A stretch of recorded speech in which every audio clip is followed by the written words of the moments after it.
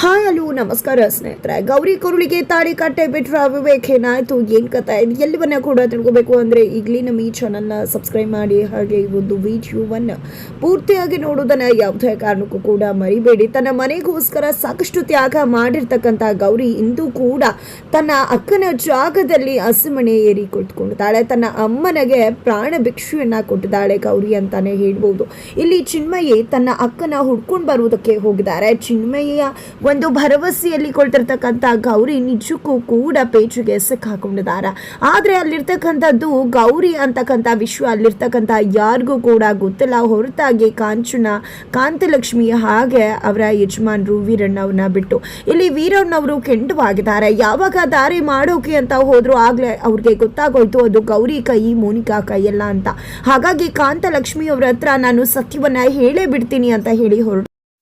ಆದರೆ ಇಲ್ಲಿ ಕಾಂತಲಕ್ಷ್ಮಿಯವರು ದಯವಿಟ್ಟು ಬೇಡ ಕಣ್ರಿ, ಇಷ್ಟು ದಿನ ನಾನು ಸತ್ತು ಹೋಗ್ತೀನಿ ಅಂತ ಹೆದರಿಸ್ತಾ ಇದ್ದೆ, ಆದರೆ ಇವತ್ತು ನಿಜವಾಗ್ಲೂ ಸತ್ತು ಹೋಗ್ಬಿಡ್ತೀನಿ, ದಯವಿಟ್ಟು ಹೋಗಬೇಡಿ ಅಂತ ಹೇಳಿ ಕಾಲಿಡ್ಕೊಂಡು ಕೇಳ್ಕೊತಾರೆ.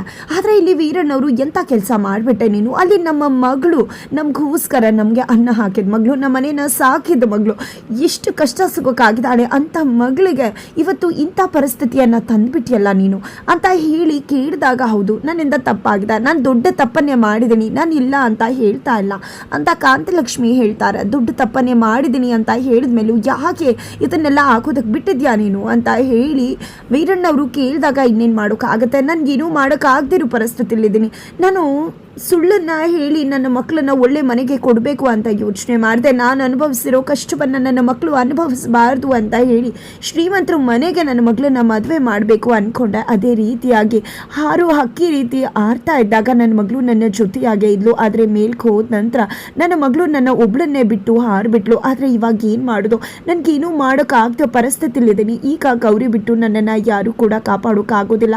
ಇಂಥ ಒಂದು ಪರಿಸ್ಥಿತಿಯಲ್ಲಿ ನಾವೇನಾದರೂ ಅಲ್ಲಿ ಹೋಗಿ ಸತ್ಯ ಹೇಳಿದ್ರೆ ಖಂಡಿತ ಒಂದು ಹೋಗಿ ಮಗತೊಂದು ಆಗ್ಬಿಡತ್ತೆ.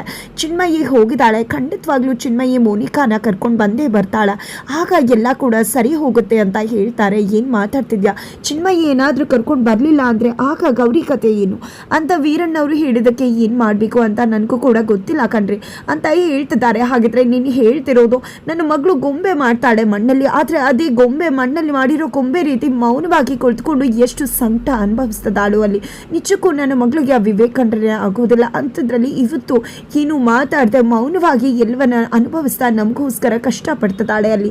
ಇಲ್ಲ, ನನ್ನ ಮಗಳ ಬದುಕನ್ನು ಹಾಳು ಮಾಡೋದಕ್ಕೆ ನಾನಂತೂ ಬಿಡುವುದಿಲ್ಲ ಅಂತ ಹೇಳಿ ವೀರಣ್ಣವರು ಹೇಳಿದಾಗ ದಯವಿಟ್ಟು ಅರ್ಥ ಮಾಡ್ಕೊಳ್ಳಿ. ಯಾರು ಗೊತ್ತೋ ಅವಳ ಹಣೆ ಬರ ಇದೇ ಆಗಿರ್ಬೋದು. ಅದಕ್ಕೆ ಕಾರಣಕ್ಕೆ ಮೋನಿಕಾ ಮನ್ಸ್ಗೆ ಮದುವೆ ಮನೆಯಿಂದ ಓಡಿ ಹೋಗಬೇಕು ಅನ್ನೋ ಒಂದು ಮನಸ್ಥಿತಿಯನ್ನು ಕೊಟ್ಟಿರಬಹುದಲ್ವಾ. ದೇವರ ಇಚ್ಛೆನೆ ಗೌರಿ ವಿವೇಕ್ ಮದುವೆ ಮಾಡಿಸೋದಾಗಿರ್ಬಹುದಲ್ವಾ. ನೀವು ಯೋಚನೆ ಮಾಡಿ, ಮನೆಯಲ್ಲಿ ಅರ್ಶಿನ ಹಚ್ಚಬೇಕಿದ್ರೆ ಆ ಗೌರಿಗೆ ಅರ್ಶಿನ ಬಿತ್ತು, ಹುಡುಗನ ಮನೆ ಅರ್ಶಿನ ಗೌರಿ ಮೇಲೆ ಬಿತ್ತು, ಜೊತೆಗೆ ಕುಂಕುಮ ಇಡಬೇಕಾದ್ರೆ ಅದು ಮೋನಿಕಾ ಬದಲಾಗಿ ಗೌರಿ ಮೇಲೆ ಬಿತ್ತು. ಇದನ್ನೆಲ್ಲ ನೋಡಿದ್ರೆ ಗೊತ್ತಾಗೋದಿಲ್ವಾ, ತವರ ಮನೆ ಕುಂಕುಮ ಹುಡುಗನ ಮನೆ ಅರಿಶಿನ ಎಲ್ಲವೂ ಕೂಡ ಗೌರಿಗೆ ಆಗಿದ್ದು. ಇದೆಲ್ಲಾನು ನೋಡಿದ್ರೆ ದೇವರ ಇಚ್ಛೆನೆ ಇದು ಅಂತ ಅನ್ನಿಸ್ತದೆ. ಅದೇ ಕಾರಣಕ್ಕೆ ಗೌರಿ ಹಸಿಮಣೆ ಮೇಲೆ ಏರಿರಬಹುದಲ್ವಾ, ದಯವಿಟ್ಟು ಅರ್ಥ ಮಾಡ್ಕೊಳ್ಳಿ ಅಂತ ಹೇಳಿ ಕಾಂತಲಕ್ಷ್ಮಿಯವರು ತಮ್ಮ ಗಂಡನ ಹತ್ರ ಹೇಳ್ತಿದ್ದಾರೆ. ಏನು ಮಾತಾಡ್ತಿದ್ಯಾ ಕಾಂತ, ನೀನು ಸುಮ್ಮನೆ ಏನೇನೋ ಮಾತಾಡಬೇಡ ಅಂತ ವೀರಣ್ಣವರು ಹೇಳ್ತಾರೆ. ಆದರೂ ಕೂಡ ಕೊನೆಗೂ ಕಾಂತಲಕ್ಷ್ಮಿಯವರು ವೀರಣ್ಣವ್ರನ್ನ ಕನ್ವಿನ್ಸ್ ಮಾಡ್ತಾರೆ. ವೀರಣ್ಣ ಅವರು ಕೂಡ ಇಷ್ಟ ಇಲ್ದಿರೋ ಮನಸ್ಥಿತಿಯಲ್ಲಿ ತನ್ನ ಮಗಳ ಮದುವೆಯಲ್ಲಿ ಪಾಲ್ಗೊಳ್ತಿದ್ದಾರೆ. ಎತ್ತ ಕಡೆ ಚಿನ್ಮಯಿ ಅಕ್ಕಪಕ್ಕದವ್ರು ಎಲ್ಲರನ್ನ ಕೂಡ ಕೇಳ್ತಿದ್ದಾಳೆ. ಒಬ್ಬ ವ್ಯಕ್ತಿ ಹೌದು ನಾನು ಈಕೆಯನ್ನ ನೋಡಿದೆ ಅಂತ ಹೇಳ್ತಾರೆ. ಬಿಕಾಸ್ ಅವ್ರ ಕಾರ್ಗೆ ಒಬ್ಬ ವ್ಯಕ್ತಿ ಅಡ್ಡ ಬಂದಿರ್ತಾರೆ. ಅದೇ ವ್ಯಕ್ತಿ ಇವತ್ತು ಚಿನ್ಮಯಿ ಕೈಗೆ ಸಿಕ್ಕಿದ್ದಾರೆ. ಹೌದು ಈಕೆಯನ್ನ ನೋಡಿದೆ, ಒಬ್ಬ ಹುಡುಗನ ಜೊತೆ ಹೋಗ್ತಾ ಇದ್ಲು, ಇನ್ನು ಸ್ವಲ್ಪ ಹೊತ್ತಾಗಿದ್ರೆ ನನ್ನೇ ಸಾಯಿಸ್ಬಿಟ್ಟು ಮೇಲೋಕೆ ಕಳಿಸ್ಬಿಡ್ತಾ ಇಲ್ಲಮ್ಮ, ಇಲ್ಲೇ ಕಾರಲ್ಲಿ ಯಾವುದೋ ದೇವಸ್ಥಾನದ ಹತ್ರ ಹೋಗ್ತಿದ್ದಾರೆ, ಹೋಗಮ್ಮ ಸಿಗ್ತಾರೆ ಅಂತ ಚಿನ್ಮಯಿಗೆ ಹೇಳ್ತಾರೆ. ಅತ್ತ ಕಡೆ ಅನಿಕೇತ ಹಾಗೆ ಮೋನಿಕಾ ಇಬ್ರು ಕೂಡ ಒಂದು ದೇವಸ್ಥಾನದ ಬಳಿ ನಿಂತಿದ್ದಾರೆ. ಇಲ್ಲಿ ಮೋನಿಕಾ ನನಗೆ ತಾಳಿ ಕಟ್ಬಿಡು ಅಂತ ಹೇಳ್ತಾಳೆ. ಆದರೆ ಇಲ್ಲ, ಯಾವುದೇ ಕಾರಣಕ್ಕೂ ನಾನು ಮದುವೆ ಆಗೋದಿಲ್ಲ ಅಂತ ಅನಿಕೇತ ಹೇಳಿದಾಗ ಬೆಚ್ಚಿ ಬೀಳ್ತಾಳೆ ಮೋನಿಕಾ. ಏನದು ನಿನ್ನ ನಂಬಿ ಬಂದರೆ ನೀನು ನೋಡಿದ್ರೆ ಮದುವೆ ಆಗಲ್ಲ ಅಂತಿದ್ಯಾ ಅಂತ ಮೋನಿಕಾ ಕೇಳಿದಾಗ ನಾನು ಮದುವೆ ಆಗಲ್ಲ ಈಗ ಅಂತ ಹೇಳ್ತಿರೋದು, ಆದರೆ ನನಗೆ ಗ್ರ್ಯಾಂಡಾಗಿ ಮದುವೆ ಆಗಬೇಕು, ನನ್ನ ಫ್ಯಾಮಿಲಿ ಫ್ರೆಂಡ್ಸ್ ಫ್ರೆಂಡ್ಸ್ ಅಷ್ಟೇ ಜನ ಇರಬೇಕು. ಮಾರಿಷಸ್ ಅಲ್ಲಿ ಮದುವೆ ಆಗಬೇಕು, ಮಾಲ್ಡೀವ್ಸ್ ಅಲ್ಲಿ ಮದುವೆ ಆಗಬೇಕು, ಸ್ವಿಟ್ಜರ್ಲ್ಯಾಂಡ್ಗೆ ಹನಿಮೂನ್ಗೆ ಹೋಗಬೇಕು, ಈ ರೀತಿ ಎಲ್ಲ ಆಸೆ ಇದೆ. ನಿನ್ನಂಥ ಬ್ಯೂಟಿ ಬ್ರೆಜಿಲ್ ಅಂತ ಒಂದು ಪ್ಯಾಲೇಸ್ನಲ್ಲೇ ಎಲ್ಲ ಅರೇಂಜ್ಮೆಂಟ್ನ ಮಾಡ್ಕೋಬೇಕು ಅಂತೆಲ್ಲ ಅನಿಕೇತ್ ಹೇಳಿದಾಗ ಸೂಪರ್ ಆಗಿದೆ ಐಡಿಯಾ ನಿಂದು ಅನಿಕೇತ ಅಂತ ಹೇಳಿ ಮೋನಿಕಾ ಹೇಳ್ತಾರೆ. ನಂತರ ನಿಂಗೆ ಬೇಜಾರಿಲ್ಲ ಅಲ್ಲ ಮೋನಿಕಾ ನಾನು ಈ ರೀತಿ ಮದುವೆ ಈಗಲೇ ಬೇಡ ಅಂತ ಹೇಳಿದ್ದು ಅಂದಾಗ, ಇಲ್ಲ ಅನಿಕೇತ ನಿನ್ನ ಕನಸು ಕೂಡ ತುಂಬಾ ಚೆನ್ನಾಗಿದೆ ಅಂತ ಕೂಡ ಮೋನಿಕಾ ಹೇಳ್ತಾರೆ. ನಂತರ ಸರಿ ಆಯಿತು ಅಂತ ಹೇಳಿ ಅಲ್ಲಿ ಜ್ಯೂಸ್ ಕುಡಿತಿರ್ತಾರೆ. ಈ ಕಡೆ ಚೋಟು ಹಾಗೆ ಚಿನ್ಮಯಿ ಇಬ್ರು ಕೂಡ ಬೈಕಲ್ಲಿ ಬರ್ತಿದ್ದಾರೆ. ಮೋನಿಕಾನ ನೋಡೇ ಬಿಡ್ತಾಳೆ ದೂರದಿಂದ.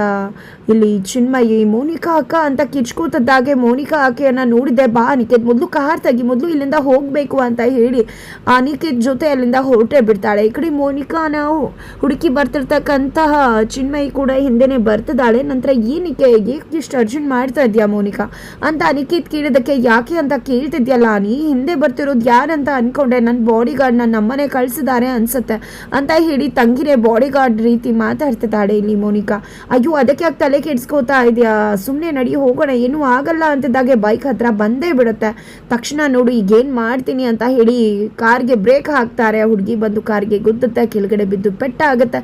ಬಟ್ ನೋಡ್ದೆ ಹಾಗೆ ಸ್ಟಾರ್ಟ್ ಮಾಡ್ಕೊಂಡು ಗಾಡಿನ ಹೊರಟೇ ಬಿಟ್ಟು ಅನಿಕೇತ್. ನಂತರ ಏನು ಮಾಡ್ತಿದ್ಯಾ ಅನಿಕೇತ್, ಗಾಡಿ ನಿಲ್ಲಿಸು, ಹುಡುಗಿ ಅಲ್ಲಿ ಬಿದ್ದಿದ್ದಾಳೆ, ಪೆಟ್ಟಾಗಿದೆ, ಸುಮ್ಮನೆ ನಿಲ್ಲಿಸು ಅಂತ ಮೋನಿಕಾ ಹೇಳ್ತಿದ್ರು. ಕೆಲಸದವ್ರ ಜೊತೆ ಎಲ್ಲ ಈ ರೀತಿ ಎಮೋಷನ್ಸ್ ಇಟ್ಕೊಳ್ಳೋದು ಚೆನ್ನಾಗಿರೋದಿಲ್ಲ ಮೋನಿಕಾ ಅಂತ ಹೇಳಿ ಹೊರಟೇ ಬಿಡ್ತಾರೆ. ಈ ಅಕ್ಕ ಹೊರಟೇ ಬಿಟ್ಲಲ್ಲ ಅಂತ ಅಂದ್ಕೊಂಡಿದ್ದೆ ಮೋನಿಕಾ ಚಿನ್ಮಯಿ ವಾಪಸ್ ಆಗ್ತಿದ್ದಾರೆ ಮದುವೆ ಮನೆಗೆ. ಈ ಕಡೆ ಕೊನೆಗೂ ಮದುವೆ ಮುಹೂರ್ತ ಬಂದೇ ಬಿಟ್ಟಿದೆ, ತಾಳಿ ಕಟ್ಟುವ ಸಮಯ ಬಂದಿದ್ದಾಯಿತು. ಈ ಕಡೆ ಕಾಂಚನವ್ರಂತೂ ನೋಡೋ ವಿವೇಕ್, ನೀನೇನಾದರೂ ಅವಳ ಮುಖನ ನೋಡಿದ್ರೆ ಖಂಡಿತ ನೀನು ಶಾಕ್ ಆಗ್ತೀಯ. ನಿನ್ನ ಶತ್ರು ಗೌರಿಗೆ ನೀನು ತಾಳಿ ಕಟ್ಟಿದ್ಯಾ, ನೀನು ಇಷ್ಟಪಟ್ಟಿರೋ ಮೋನಿಕಾ ನಿನ್ನಿಂದ ದೂರ ಆಗಿದ್ದಾಳೆ, ಮದುವೆ ಮನೆಯಿಂದ ಓಡಿ ಹೋಗಿದ್ದಾಳೆ ಅನ್ನೋ ವಿಷಯ ಗೊತ್ತಾದಾಗ ನಿನ್ನ ಮುಖ ನೋಡೋಕೆ ಎಷ್ಟು ಚಂದ ಇರುತ್ತೆ ಗೊತ್ತಾ ಅಂತ ಹೇಳಿ ಕಾಂಚನ ಮನಸ್ಸಲ್ಲೇ ಖುಷಿ ಪಡ್ತಿದ್ದಾರೆ. ಅತ್ತ ಕಡೆ ಅನಿಕೇತ್ ಕೂಡ, ವಿವೇಕ್ ನೀನು ಇಷ್ಟಪಟ್ಟಿರೋ ಹುಡುಗಿನ ನಾನು ಆರಿಸ್ಕೊಂಡು ಹೋಗಿದ್ದೀನಿ, ಶ್ರೀಮಂತರ ಹುಡುಗಿನ ನಾನು ಮದುವೆ ಆಗಿದ್ದೀನಿ, ಅದು ನಿನಗೆ ಗೊತ್ತಾದರೆ ಹೇಗಿರುತ್ತೆ ಗೊತ್ತಾ ನಿನ್ನ ಫೇಸು ಅಂತ ಅನಿಕೇತ್ ಅಲ್ಲಿ ಅನ್ಕೋತಿದ್ದಾರೆ. ನಂತರ ಇಲ್ಲಿ ಎಲ್ಲರಿಗೂ ಹೋಗಿ ತಾಳಿಗೆ ಆಶೀರ್ವಾದ ತೊಗೊಂಡು ಬಾಮ್ಮ ಅಂತ ಕಾಂಚನ ಅವರ ಕೈಗೆ ತಾಳಿಯನ್ನು ಕೊಟ್ಟು ಕಳಿಸ್ತಾರೆ ಪುರೋಹಿತರು. ಎಲ್ಲರ ಬಳಿ ತೊಗೊಂಡಿದ್ದೆ ಕಾಂತಲಕ್ಷ್ಮಿ ವೀರಣ್ಣವರ ಬಳಿಗೆ ಹೋಗ್ತಾರೆ. ದಯವಿಟ್ಟು ನಿಮ್ಮ ಮಗಳಿಗೆ ಆಶೀರ್ವಾದ ನೀವೇ ಮಾಡಬೇಕಲ್ವಾ, ನೀವು ಮಾಡಲಿಲ್ಲ ಅಂದರೆ ಹೇಗೆ ಮಾಡಿ ಅಂತ ಹೇಳಿ ಹಾರೈಸಿ ಅಂತಾರೆ. ಈ ಕಡೆ ಕಾಂತಲಕ್ಷ್ಮಿ ಅವರೇ ವೀರಣ್ಣವ್ರಿಗೆ ಹಾರೈಸ್ರಿ ಅಂತ ಹೇಳಿ ಆ ಒಂದು ಮಂಗಳ ಸೂತ್ರಕ್ಕೆ ಹಾರೈಸ್ತಾರೆ. ನಂತರ ಕೊನೆಗೂ ಇಲ್ಲಿ ಮಂಗಳ ಸೂತ್ರವನ್ನು ಹಾಕೋ ಸಮಯ ಬಂದಿದೆ. ಏನಿದು ಎಲ್ಲ ಶಾಸ್ತ್ರ ಮುಗ್ದು ಹೋಯ್ತಾ, ಮಂಗಳ ಸೂತ್ರದ ಸಮಯ ಬಂದೇ ಬಿಡ್ತಾ, ಏನಪ್ಪ ಮಾಡಲಿ ನಾನು ಅಂತ ಗೌರವಿ ಯೋಚನೆ ಮಾಡ್ತಿದ್ದಾಳೆ. ಫೈನಲಿ ಇಲ್ಲಿ ತಾನು ಇಷ್ಟಪಟ್ಟಿರೋ ಹುಡುಗಿ ಅಂತ ಅಂದ್ಕೊಂಡಿದ್ದೆ ಮೋನಿಕಾ ಕೊರಳಿಗೆ ಅಂತ ಅಂದ್ಕೊಂಡು ಇಲ್ಲಿ ಗೌರಿ ಕೊರಳಿಗೆ ತಾಳಿ ಕಟ್ಟುವುದಕ್ಕೆ ವಿವೇಕ್ ಮುಂದಾಗ್ತಿದ್ದಾರೆ. ಇನ್ನೇನು ತಾಳಿ ಕಟ್ಟಬೇಕು ಅನ್ನೋದ್ರ ಒಳಗಡೆ ಈ ಕಡೆ ಮುಖಕ್ಕೆ ಹಾಕಿರ್ತಕ್ಕಂಥ ಮುಸ್ಕನ್ನ ಓಪನ್ ಮಾಡೇ ಬಿಡ್ತಾಳೆ ಗೌರಿ. ಮುಸ್ಕು ಓಪನ್ ಆಗ್ತಿದ್ದಾಗೆ ಇಡೀ ಮದುವೆ ಮನೆ ಶಾಕ್ ಆಗ್ತದೆ. ಫೈನಲಿ ತನ್ನ ಪಕ್ಕ ಕುಳಿತಿರುವುದು ಮೋನಿಕಾ ಅಲ್ಲ ಗೌರಿ ಅನ್ನೋ ವಿಷಯನ ನೋಡಿದ್ದೆ ರೊಚ್ಚಿಗೆ ಇಡ್ತಿದ್ದಾರೆ ವಿವೇಕ್. ಹಾಗಿದ್ರೆ ಏನಾಗುತ್ತೆ ಮುಂದೆ ತಿಳ್ಕೋಬೇಕು ಅಂದರೆ ಮುಂದಿನ ವಿಡಿಯೋಗೆ ರೀಚ್ ಮಾಡೋದನ್ನು ಮರಿ.